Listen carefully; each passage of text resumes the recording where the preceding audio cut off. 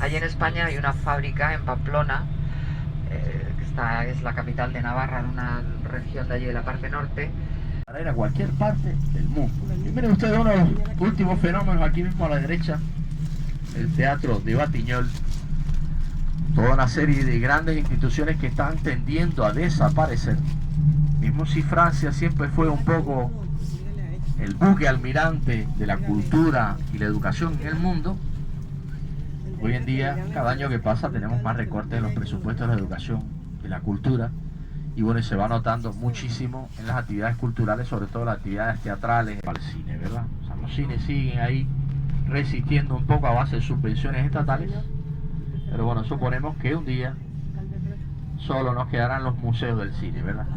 O sea que iremos a un cine para ver cómo la gente en épocas pasadas, así en el centro de París, ese París tan hermoso que tenemos hoy que data de finales del siglo XIX, las grandes reformas del arquitecto Eugène Haussmann, gran alcalde de París, 28 años alcalde de París. Y a quien le debemos estas maravillas que tenemos ahora mismo a la derecha y a la izquierda. Coleccionan esos números, donde están archivados esos números de finales del siglo XX. Cada una de sus páginas nos recuerda muchísimo a un periódico local brasilero que a mí me gusta mucho, que es Rio, o Diario, del tamaño de una Biblia, debe tener 400 páginas, seguridad de la ciudad. En fin, vamos a tener ese brillante alcalde, Eugène Haussmann, quien apenas en el año 1861 decide trabajar la cuestión del alumbrado público en París. Hacia el año 1600, social, los famosos chalecos amarillos, las manifestaciones de los sindicatos, política. En cuanto a la una persona, el francés, bastante respetuosa de todo, exceptuando los taxistas. Millones de personas en París. Si no existiera el metro sería imposible, sería un caos enorme, ¿no? Así que bueno, en 1898 comienza la saga del metro de París y casi todas las líneas van a ser construidas prácticamente hasta 1905. Después de haber solamente dos grandes líneas que van a ser construidas después. Y si ustedes miran, Pico y Apara. Y así que para comenzar con esa época tan bonita, vamos ya a percibir dentro de poco el Arco de Triunfo, la realización de un gran arquitecto, Charles Grand, y escultor Rigaud, quien nos va a regalar esa pieza maestra de la arquitectura francesa en honor al gran hombre que fue Napoleón Bonaparte. Que se termina el arco, la persecución al final de las contiendas napoleónicas, pues ya había sufrido muchísimo el pueblo francés, muchísimos embates políticos, muchísimos problemas diplomáticos con el resto de las potencias europeas y muchísimos muertos y heridos. A la izquierda, la columna a la izquierda, representada el sufrimiento del pueblo francés durante las batallas napoleónicas, y a la derecha el sufrimiento de los pueblos europeos.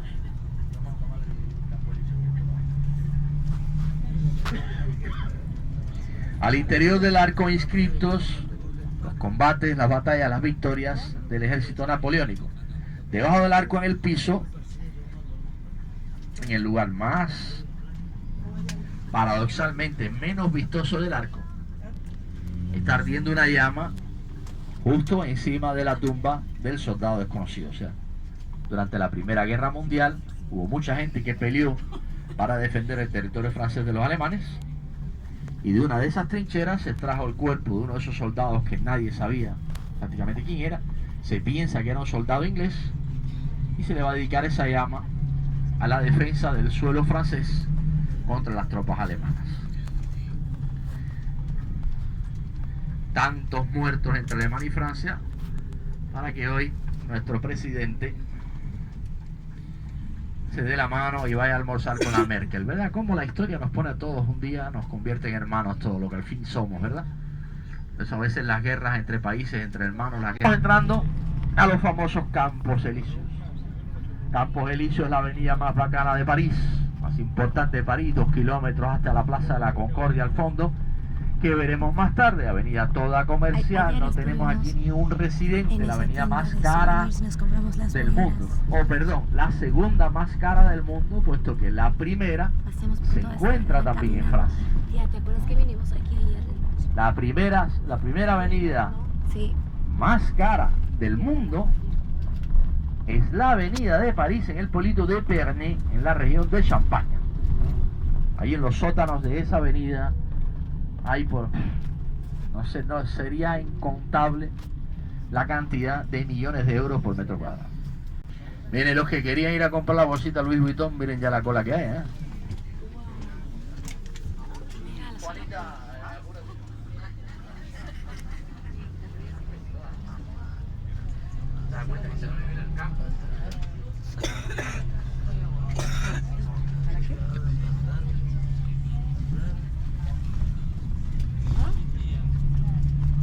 Ya, la bolsita Sí, que pues vimos una de las ayer era calles una más chica. hermosas de París, la calle que lleva el nombre de un rey inglés, Jorge V, Georges V.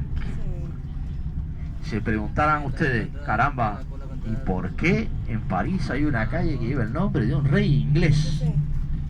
Bueno, pues fue este caballero, en los tiempos del primer ministro León Gambetta, en los cuales Francia e Inglaterra por la primera vez dejaron de guerrear, dejaron de pelear. Casi 1000 años de guerra entre Francia. Templo ortodoxo, la iglesia ortodoxa rusa. Sí, pues no, de verdad, traten de ser original con nosotros. Pues sí, pues como les decía, la Torre Eiffel, Américo. O sea, no está usted tomándose la foto frente Gustavo a un vulgar Eiffel fue el monumento, creador, el ¿verdad? arquitecto O que sea, construyó la Torre Eiffel. imagínense ustedes que la Torre Eiffel rompió con algo que no se sabía o que no se... Para hacer una pirámide del alto de la Torre Eiffel en el centro de París nos habrían hecho falta probablemente 4 o 5 kilómetros cuadrados, ¿verdad?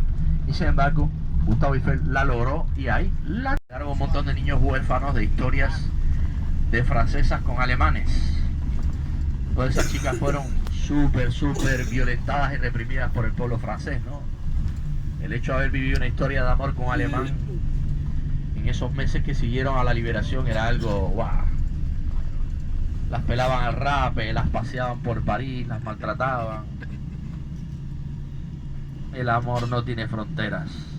1638-1717 se caracterizó por una sola cosa: el pueblo francés no conoció más nada que guerra eterna contra todas las potencias europeas. Justo aquí en Jardín tenemos los cañones que Napoleón arrebató a los ingleses, perdón, a los alemanes en Austerlitz. ¿Qué pasará en Colombia que no está la bandera izada hoy en la embajada de ustedes? Miren, justo aquí al frente. Los puentes, ¿no? Es el puente más bonito que tiene París y fue regalado. Café de Tomago. Va, sí, te puedes... No, te puedes ir a tomar un café, no te van a cobrar tampoco 200 euros por el café. Ah. No, un café ahí te puede costar 4 o 5 euros, un día puedes ir. O sea. Y justo al frente nuestro, a la izquierda, al fondo, la Basílica de Saint-Germain, del siglo IX. Ahí están otra vez. Exacto. Imagínense ustedes que el arquitecto que puso la primera piedra en Notre Dame sabía que no la vería terminada nunca. Demoró 280 años su construcción. 280 años la construcción.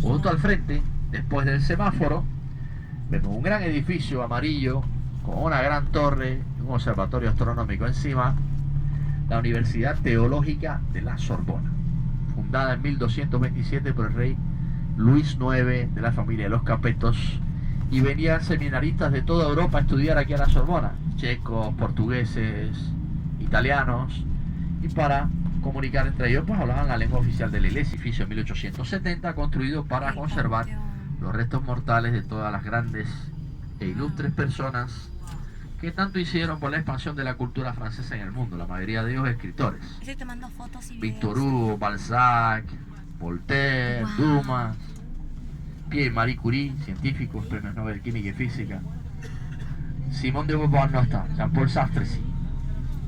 Sí. La familia no quiso que le enterraran ahí. Vamos a pasar el puente Alejandro III. Es uno de los puentes más bonitos por tener esas características. Mire usted, justo a nuestra derecha, aquí pasando el puente, la única estatua que tenemos del libertador Simón Bolívar en París, aquí a la derecha, bronce y verde, su espada apuntando hacia América. Y a la izquierda, gran palacio, a la derecha, pequeño palacio. Los museos de arte contemporánea fueron creados para esa gran exposición universal de 1900 con financiamiento del zar Nicolás II, financiamiento de Rusia.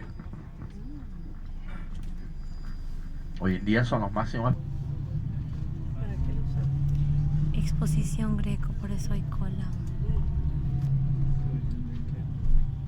¿Quién es? A lo lejos está el Arco del Triunfo. Allá.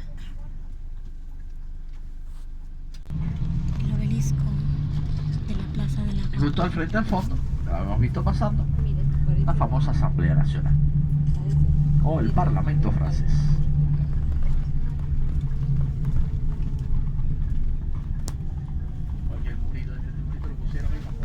Ahí está la duda.